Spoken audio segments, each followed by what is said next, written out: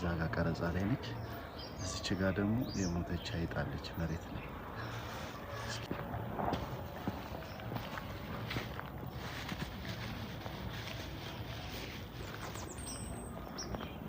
የሞተች አይጥ ነች። ቤሪ እዛ ጋር ቀረጻ ላይ ነች። ትንሽ እናስደንግጣት።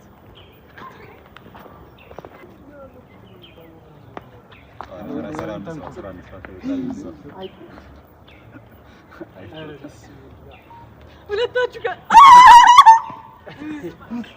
ቤት ነው የመጣው። በኢየሱስ ስም ቀረጻ ይበላሻል፣ ቀረጻ ይበላሻል ነው ያለው ድም